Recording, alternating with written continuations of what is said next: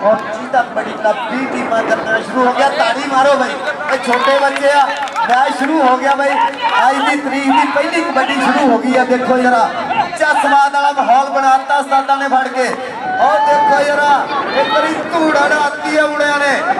जियो बबर जरा पाता झूड़। देखो जरा चप्पा चप्पा चलगा चलने वाली गल बन गई है। रवि ताड़ी बन गई है, ताड़ी मारो यार जियो बबर जरा।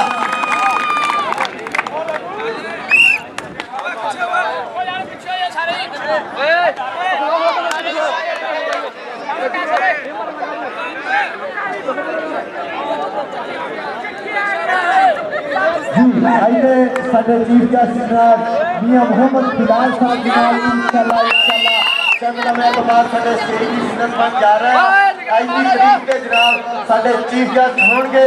आवाम का बड़ा इकट्ठ इस वे पूरी संगतां दे नाल अपड़ रहे हैं।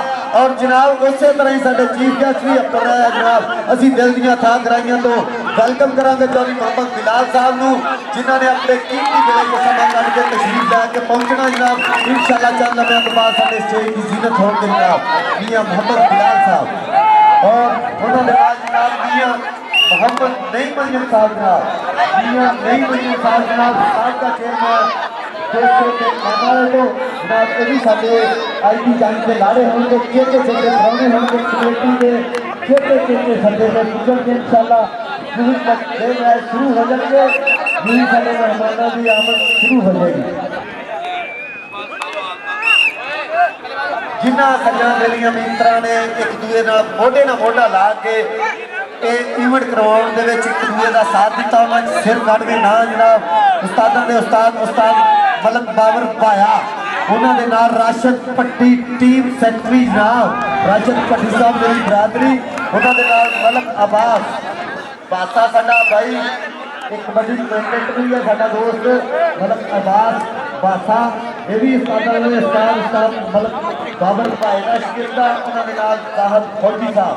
ये जनाब चौं सज्जना बेलियां मित्रा ने एक दूसरे का मोढे में मोढा ला के एक दूसरे पूरा साथ दे इवेंट करवाया।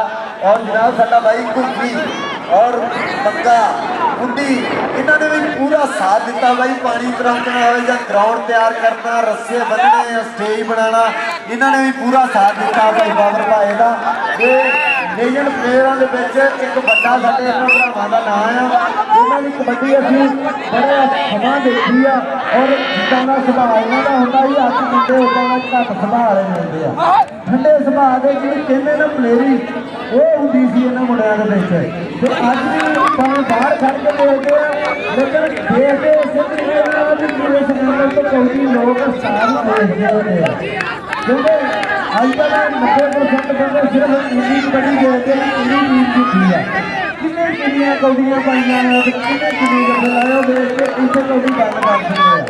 लेकिन जो उस्ताद आ या उस्तादा आए हैं वो कबड्डी को होर एंगल तो देखते हैं भी कबड्डी कितना देखी दी है। तो खेलने तो वध कहते देखने के चस्के होंगे आ। देखनी भी सौखी नहीं होती क्योंकि जज्बातों के काबू पाने मिलते हैं। इधर देखो जरा साढ़े छोटी उम्र के बबर शेर एक दूसरे वध तो वध खड़खड़िया। देखो जरा बाबर भाई का शिगिरद मुंडा चल भी बबर शेरा लगा। देखो जरा बस भी करिया भाई छांडवा या शरीर का 11 केजी का ट्रंटा मुंडे के पिंडे पूरा बनया हुआ ठीक है। चल भी दूए पासे उस्तादा शिगिरद मुंडा पहुंचा राशिद पट्टी साहब थोड़ा पीछे भी रखना जरा हमने पीछे पीछे रखना बेटा रीस लगी ना तो गांव भी हमने तो बेचा जाए। हाँ जी राणा यासर साहब साडा मित्र गूढ़ा मित्र भाई ये भी पुजया ग्राउंडा मत वेलकम करते हैं। और जिन्हें भी साढ़े सज्जन बेली मित्र पुजे हुए हैं सारे अस वेलकम करते हैं। ये बाबर भाई दी मेहनत है भाई जी जिन्हें एडा सोहना इलाके देखो रमजान शरीफ के इवेंट करवाना हर बंदे बस की गल नहीं होती।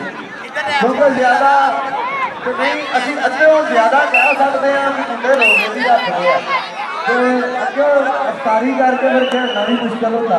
लेकिन टीमां की भी मेहरबानी कोचा उस्तादा की मेहरबानी इस इवेंट के टीमां एंटर करवाइया।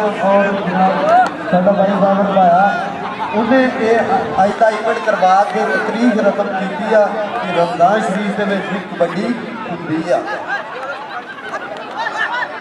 चल भाई हाँ जी मैं वेलकम करता उस्तादा ने उस्ताद बाबर भाई ने वालदे ग्रामी की ग्राउंड के तशरीफ लैके आए आ।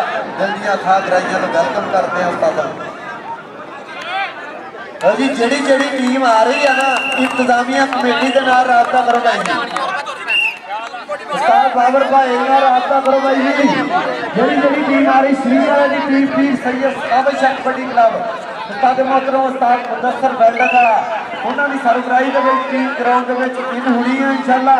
ताकि जरा जो उस्तादा आ गए भाई मुदस्सर जी सच्चे जरा भाई बाबर भाई किलो जरा इधर कमेंट्री बॉक्स में लाओ। जी टीम का कोई भी नुमाइंदा आया वो यार इधर कमेंट्री बॉक्स पहुंचो मेहरबानी है। जी टीम कल की जीती हुई है एक नुमाइंदा वो आओ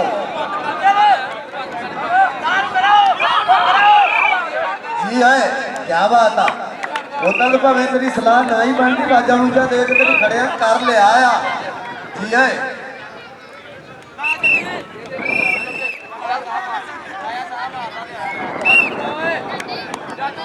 आजो यार आजो सारे टीमों का एक नुमाइंदा आओ।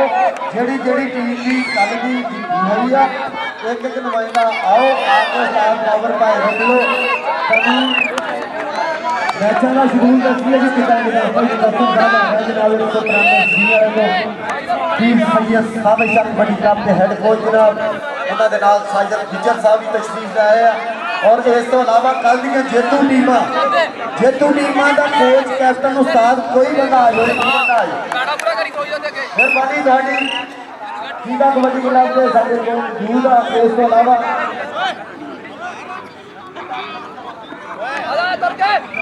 हाँ जी 204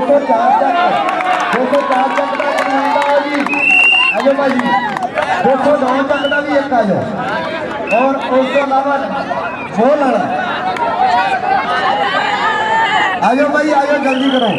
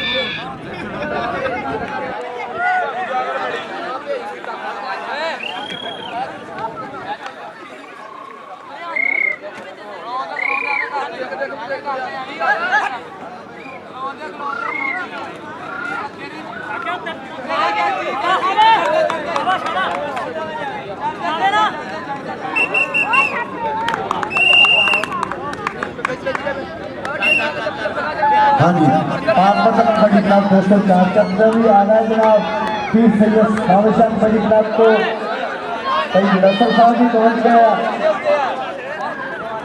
209 तक तो मोल आने का एक नुमाइंदा हो 209 तक तो मोल आना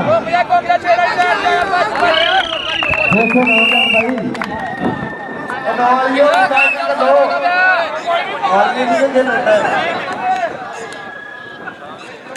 बस भी सुनी जरा विसल दे ना सुनी जरा एक मिनट